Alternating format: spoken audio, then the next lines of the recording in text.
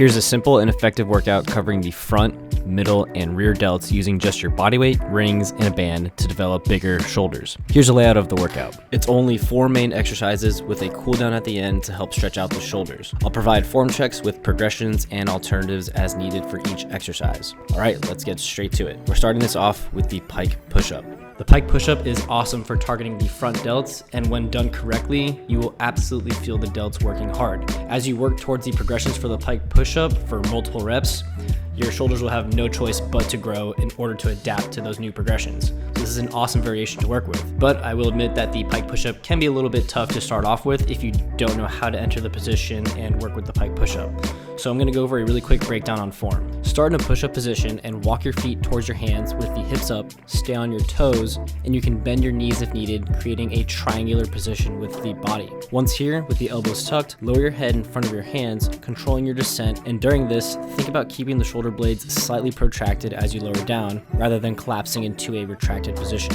This will help keep a strong and stable position. Make sure when you push back up that you aren't pushing back towards your heels, but rather up into shoulder elevation. Your chest should be pointing somewhat towards your knees and not towards the floor. If your chest is facing the floor as you ascend, it's either too difficult or you're unaware of the position. So if you're struggling with a couple of reps, for regressions here, you can cut the range of motion using items such as books or blocks. And if it's still a bit tough at that point, just start with some deficit push-ups. Although the chest will be more involved, we can definitely get a good stretch and stimulus on the front delts with deficit push-ups. As for progressions, if you find the Pike push-up to be easy for multiple reps, you can elevate the feet to make it harder. Add a deficit by elevating the hands for full range of motion reps to get a big stretch on the front delts, and the toughest variation will be with ring Pike push-ups. That's when gets real. The goal here is 3 to 4 sets, shooting for 5 to 8 repetitions per set with 2 to 3 minutes of rest between each set, leaving about 1 to 2 reps in reserve.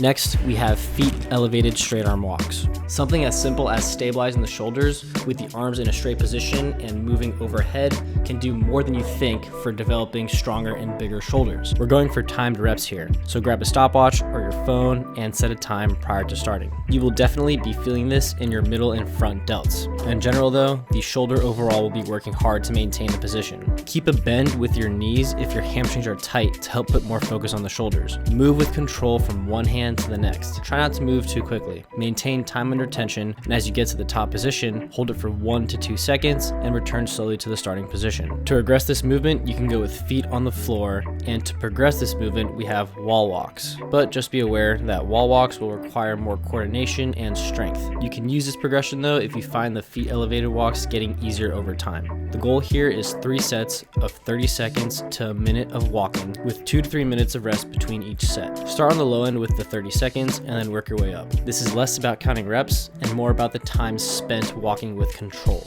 Next, we have the ring rear delt fly or the ring face pull. Now we can start focusing on the rear delts using rings. And for this one, I'm going to give you guys 2 options. 1 will be the ring rear delt fly, and 2 will be the ring face pull. I'm going to go over their differences and form for each, and we're going to start with the ring rear delt fly.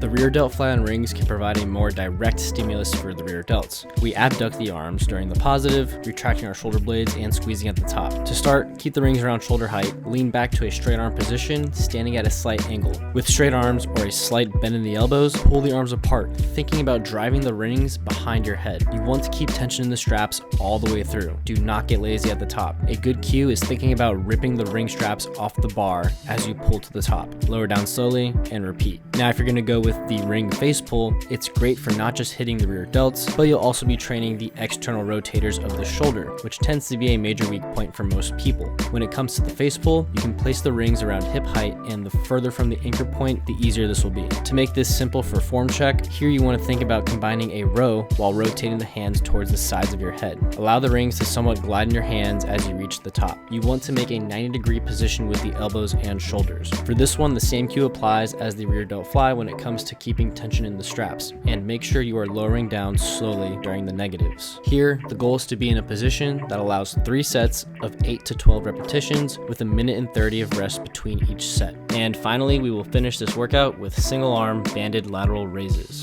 It's really common to find people struggling to isolate the mid or lateral delts when it comes to our calisthenics training. Now, just so you're aware, even if you didn't do the banded lateral raises and just focused on the previous exercises in this workout, To some capacity, they are going to target the mid or lateral delts, but with banded lateral raises, especially if your goal is just to isolate it more and to grow the lateral delts further, it can be a really good option. Here, you don't need a heavy band. Something with light to medium resistance is good enough. When stepping on the band, use the opposite foot of the working arm. The goal here is going to be to pause at the top for 1 second and then lower down with a controlled negative for about 3 seconds. With these, we want to bring them close to the failure point, finishing this workout with a solid lateral delt pump. Here, the goal is 2 sets of 8 to 15 repetitions with a minute of rest between each set, leaving 0 to 1 reps in reserve per set. Now, if you'd like, you can perform the cooldown that I recommended earlier in the video. For this one, it's fairly simple. We have hanging and seated shoulder extension stretch. Choose a position that allows you to be comfortably relaxed for 2 sets of 30-second holds. So that pretty much covers it.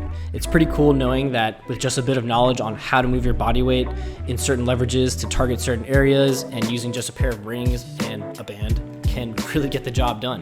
With this workout alone, you will be feeling it in your front, middle, and rear delts, and I guarantee that pump is gonna be pretty nutty. If you enjoyed this video, please leave a like and click the subscribe button down below for more content in the future. If you have any questions at all about the workout, please leave a comment down below, and I look forward to answering them. Thank you guys for watching, and let me know how it goes for you when you do the workout.